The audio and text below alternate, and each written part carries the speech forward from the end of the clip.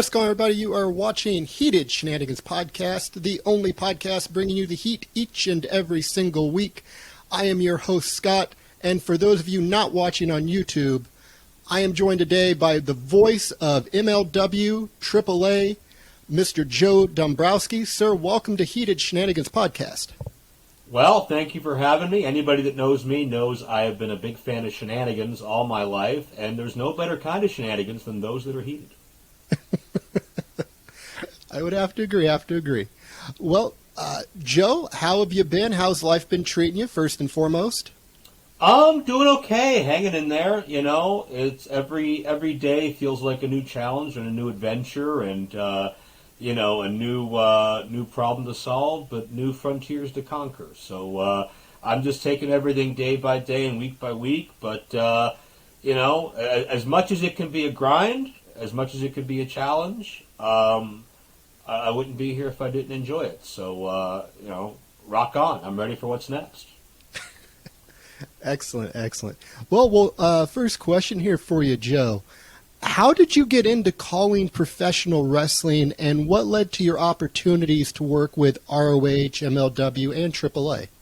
Well, I mean, I always wanted to be involved in pro wrestling, and I was smart enough to know that physically I was not going to be able to have a lot to offer. My gifts, if I have any, would be mental, they'd be verbal.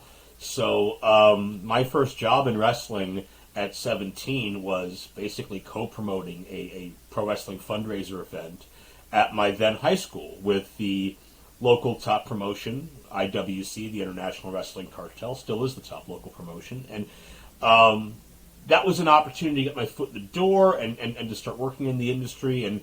And being only 17, you know, obviously there were limited roles I could serve on the actual event, but I forget if it was my idea or if it was the promoters, but I wound up doing commentary with a man by the name of Jeff Gorman, who was the voice of Pittsburgh wrestling for many years. He'd done some Ring of Honor himself, and that was my foot in the door. And I don't mind telling you, I was unbelievably awful at the job I did the first time out, because how couldn't I have been? You know, but it was the chance to understand and get a feel of what this was and get better along the way, and just to slowly start doing trial by error and learning and making connections and figuring out what works and what doesn't, and what are the people on this level doing that I'm not. Maybe I should. And as far as the big opportunities, I always say that everything in wrestling is connected, and you know, people you run into now could impact your life years down the road in ways that you're not even thinking about yet. The reason I got into Ring of Honor in 2010 was through Jimmy Jacobs, who I had met in that rookie year in Pittsburgh.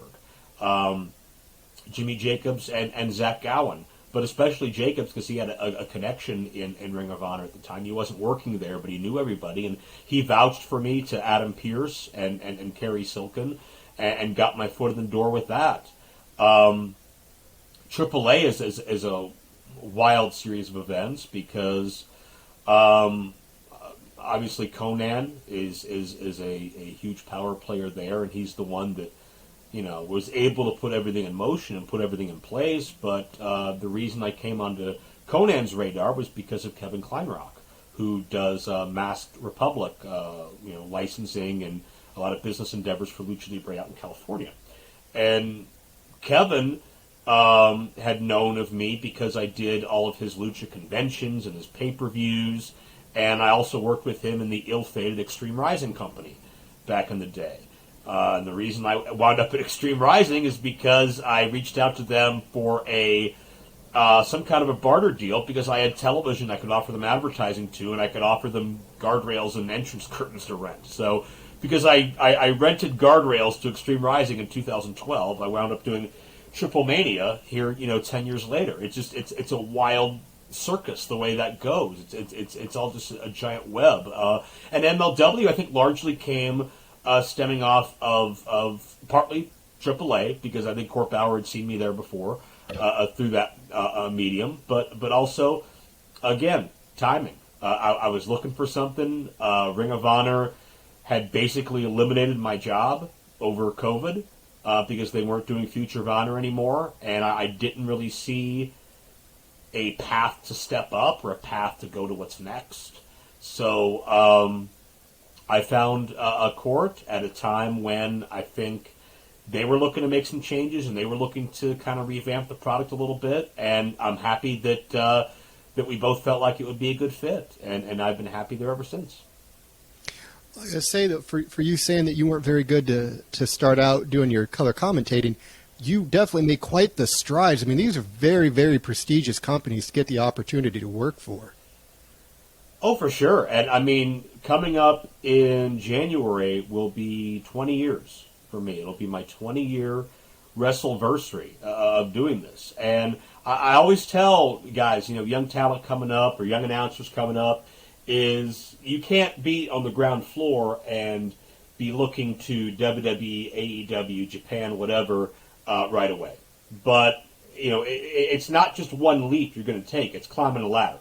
There's dozens and dozens, if not hundreds, of small rungs you can climb to get yourself a little bit closer, month by month, year by year, whatever the case is. When I started, none of these companies would have been realistically on my radar. I could try, but, it wasn't going to work because I wasn't ready for the opportunity. Thankfully, I was able to climb a lot of those little rungs in the ladder and kind of refine and fine-tune, and I still am to an extent. You never stop learning and you never stop evolving. The day you stop learning is the day you should get out. And if ever you wake up one day and all of my social media is deleted and you can't hear a peep from me, then that's because I stopped learning and I stopped having fun and I stopped evolving. And that's when you should get out. But yeah, it was just it was a process every step of the way, and unless you stay hungry, and avoid complacency and avoid just kind of getting into a comfortable holding pattern, unless you do that, you're not going to find a chance to grow that way. So, if anything else, you could chalk it up to my stubbornness as much as anything else that I was able to do it. And that's a good lesson of life. Always keep persevering, because you never know when that opportunity of success is going to be right around the corner to better yourself or to finally get that big break in your field. One question I was very, very curious to get your perspective on is, you've called several matches, thousands perhaps, and over the course of your career, what would you say is the best story you have seen told in a wrestling ring? Not necessarily a match, but the story inside of the match. Well, the first two that jump out to my mind immediately, I had so much fun doing Kevin Steen versus El Generico in Ring of Honor. And I came in 1 month after Steen turned on Generico, and I was there for, I would say, 3/4 of their rivalry. So being able to and to watch the show by show evolution of El Generico. I don't want to fight my friend. I'm not going to hit my friend with a chair. I'm not going to fight back. And just watching him get a little bit closer every single show. And these are events in different cities. These are events from television to pay-per-view to direct-to-DVD. This entire thread is strewn throughout the Ring of Honor product in all of 2010. And I was really disappointed that I wasn't able to be there for kind of the crescendo at the end of the year. At that point, Ring of Honor had done some more restructuring of their announced teams, but kind of chasing that El Generico journey was great for me. And the other one that jumps out is something that I had my hands very deeply involved with, and that would be a young, let me think of how old he was at this time, a almost 21-year-old plucky young kid that I don't know what happened to him, by the name of Johnny Gargano, and his feud with Gregory Iron in Season 1 of PWO and Prime Wrestling we did, 2007, 2008. You can relive it on my streaming site, ProWrestlingLibrary.com. Got to fit in that cheap plug. But that was a great story because Greg and Gargano are such close friends and brothers. And with that, the ones you love hurt you the most, right? With that, they also kind of hated each other. So we could bring out all of those emotions and tell the story of Gargano as this like privileged, good-looking, athletic, the one that was meant to succeed, the one that was meant to make it, the guy that got pampered and prepared for superstardom, and Gregory Iron as this young rookie who had cerebral palsy, who had a physical affliction, who was going into a contact sport, who needed to find ways athletically and psychologically to make this business work for him in ways that really hadn't been done before, which was a huge monumental undertaking. But to tell that story of Gargano coming in as the cocky, egotistical, anointed one with a chip on his shoulder, maybe a little bit of insecurity, and then Gregory Iron is the first guy to beat him, and the entire series is kind of tracing Gargano going off the deep end as a result of that, trying to end Greg's career, get rid of him, and then finally for Greg to come back, and they have the big confrontation at our first Supercard called Resolution. I had so much fun doing that because those two are both near and dear to my hearts, and whenever they were involved together, it was one of those things where you weren't just watching it, you could feel it. And I definitely felt it being in the midst of it. Let's say definitely good storytelling is always a plus in professional wrestling, but from a commentator's perspective and their job calling the match, how much do you feel good commentary goes in getting the match over to the viewing audience at home? It's vital. It's one of those roles, like a referee, or like a lot of the other ancillary positions, like a television director, a lot of things, where if it's really good, you usually don't notice. If it's exceptionally great, you might notice a specific call or a specific shot, but generally, when it's going well, you're not thinking about it. And you only really think about it if something goes awry. If you see a dropped shot, if you see a referee out of position or make the wrong call or something, or count 3 when he's supposed to count 2, whatever the case is. JR put it best when he said that the commentator is the lyrics to the music that's being made in the ring. And if we are not doing that justice, then shame on us and shame on the entire operation for putting us in that position, because a commentator can make a good match great, and it could make a passable match unwatchable, depending on what side of the spectrum you're on. It's our job to take whatever is in front of us and enhance it to the best of our ability. And if the match is so bad that we can't, then pivot. Then find a way to get the audience's mind off it. Don't forget Still to Come Tonight, whatever the case is. But it's our job to keep the audience engaged and emotionally invested. And in a perfect world, that's what they're watching in front of them, 99 times out of 100. And if we can't do that, if we can't take you that layer deeper and explain to you not just what's happening, but why it matters, then we haven't done our job. Do you feel it is better to call matches with a lot of emotion or kind of a good centered base? Like, don't get too involved. Like, what's the good medium to call a match? I think you need both. I think you need ebb and flow depending on where you are. You don't want to start a match screaming and shouting at the top of your lungs, because then once we get 20 minutes deep, where do you have to go from there, right? You have to leave yourself room as the match intensity picks up, or as the pace picks up, whatever the case is. You got to be able to change with it. You can't be 100 miles a minute. I don't think a monotone straight through works. I don't think yelling straight through works. You have to know when to do one and when to do the other. And again, that's just something you pick up by being a fan, by studying the sport, and by kind of understanding what it is we do. So yeah, I think with any job, you can't build a house with just a socket wrench. You need the full tool belt. You need as many tools in your arsenal as possible, so you know what exactly to use in the right situation.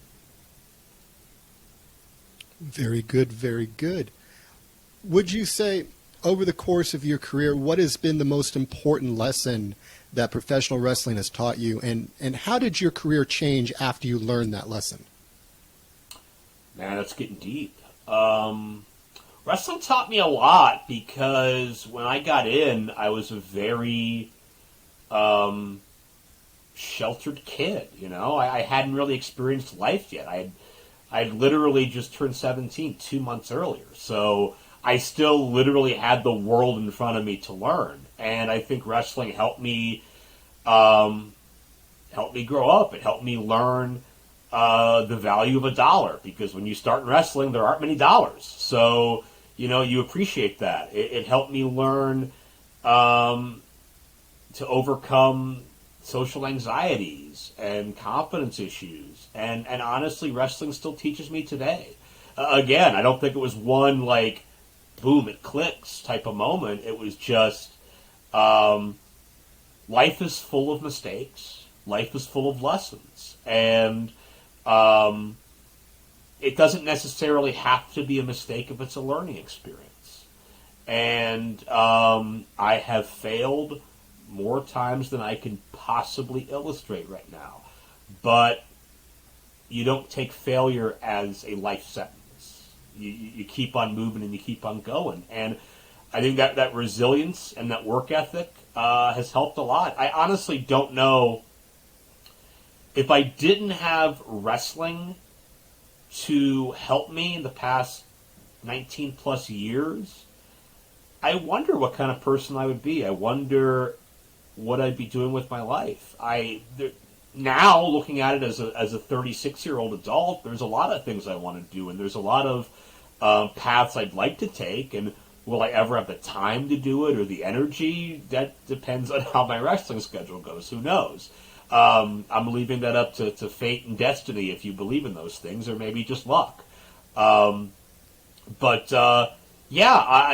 17, I don't know that I would have had a direction or an ambition, and wrestling kept me kind of centered and grounded and focused on that. So, and it's been one lesson after the other ever since. You had mentioned the confidence issues throughout the early stages of your career. I was curious. They say when the lights go on and the wrestlers flip the switch, they become larger than life, they become superhuman. For announcers or color commentators, is that still the case when they tell you we're on? Is there a switch that you flip and become a different person when you get the opportunity to go on?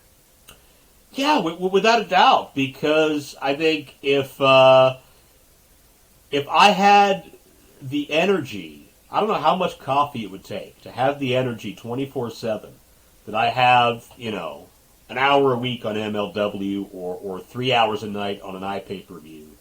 But when the camera's on, the lights are on bright, as they say, you got to go. So, I am probably a lot more reserved now and a lot more, you know, I don't have that same flow with my words because I'm not necessarily taking you on that roller coaster right now.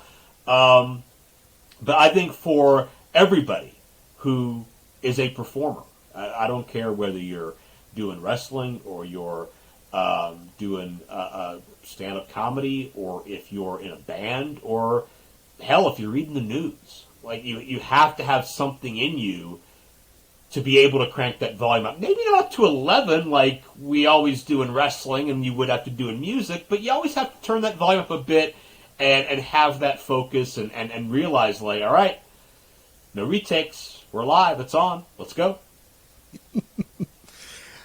Yeah, there's really there's no do-over when you're going live. Another thing that I wanted to make sure we got brought up, for anybody out there watching or listening that are not familiar with MLW, maybe you've seen a match or you've not even heard of it, Joe, what are the fans missing by not checking out MLW? I think they are missing the best hybrid style product in wrestling right now, because you have so much from so many different genres, whether you like the brawling heavyweights, whether you like hardcore, whether you like lucha, whether you like technical, whether you like the women's division, whether you like comedy, whatever the case is, pro wrestling's always been the last great variety show, right? And I think so many times on wrestling television, talent can get a little bit pigeonholed through certain time constraints or stylistic constraints or whatever the case is. But MLW gives so much creative freedom to the talent and allows them to go out there, be themselves, and again, with just the volume turned up and lets that magic kind of speak for itself. So many talents have come through MLW that have gone on to bigger things. I mean, you think about guys like MJF and Sammy Guevara, who are huge stars now. They were making appearances in MLW, and you see Impact, and you look at guys like Trey Miguel and Ace Austin, and the list goes on and on of guys who have been in MLW, and it shows you the eye for talent that MLW has, that so many people have used that as a jumping off point to move on to other companies and opportunities. I think it's an easy watch too. It's usually around 60 minutes. There's not a lot of fluff. There's not any dead air. If there's something on that you're not really feeling, you wait a couple minutes and you're going to see something that you're probably going to be a little bit more into. So I think MLW, I don't know if I want to call it the best kept secret in wrestling, because I don't really like to think of it as a secret, because it is out there and it's available if you look for it for a few seconds. It's on the Pro Wrestling TV app right now. It's on beIN Sports if you get that channel. But I think it's something that hasn't gotten its just due, but I can feel those waves beginning to rise, and I feel like as time goes on, more and more people are going to be able to appreciate what MLW is all about. And there are so many gifted professional wrestlers associated with MLW. Mance Warner, Calvin Tankman, Alicia Atut. You could go on and on. There's really such a deep variety, and there's something for everybody. Like, I would challenge you to watch MLW and not walk away feeling entertained or finding someone to have an emotional connection to. It's a very, very good product. I think it is. I think you look at the top of the card, guys like Alex Hammerstone and Jacob Fatu, and I would put them against any other heavyweights in the world today. You've had Myron Reed dominating the middleweight division, and we've seen more of an influx of talent from AAA and coming up more from Dragon Gate as well, coming in to challenge Myron. Alex Kane is a rapidly rising star. You talked about Calvin Tankman and the big 6'8" EJ Nduka. The featherweight division is beginning to take shape. So there's a lot of moving parts going on, but everybody that is there has the same goal, and that is bring forth the best effort, the best product, the best in-ring effort that they possibly can, because the high tide rises all ships. So growth is only going to be to the benefit of everybody. Very much agree.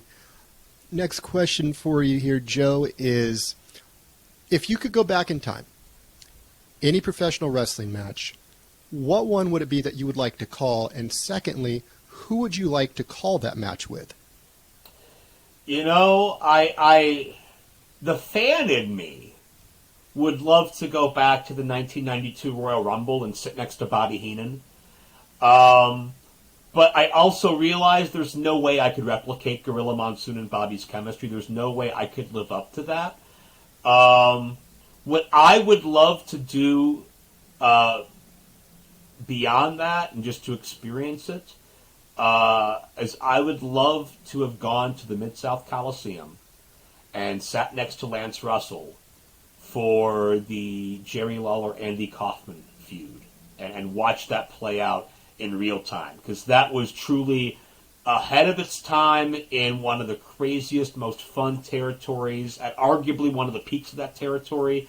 And Lance is somebody that I met towards the end of his life, and thankfully was able to, get a picture with him and talk to him a little bit. But at that point, I think he was already pushing 90, if not 90 years old already. So never had the chance to work with Lance.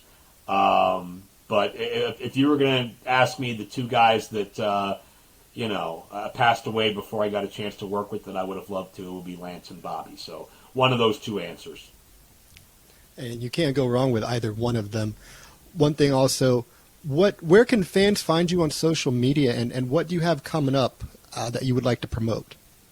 Well, I will say that on social media, I do have a Facebook. You can search me out, but I am at 5,000 friends, so you may just have to follow me. And I don't take it personally that I'm not accepting your friend request. Doesn't mean that I don't like you. It just means that, you're number 5001. So I would perhaps direct people a little more strongly to at Joe_Dombrowski on Twitter or at Joseph_Dombrowski on Instagram. I try to keep up with those pretty regularly.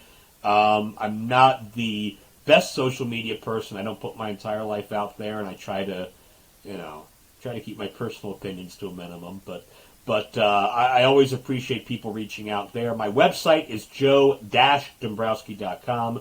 Don't forget the dash, because some other guy, I think a painter or something, got the other URL before I got to it. So, you can support him too if you want. I'm not saying don't, but maybe you just like the name. I don't know.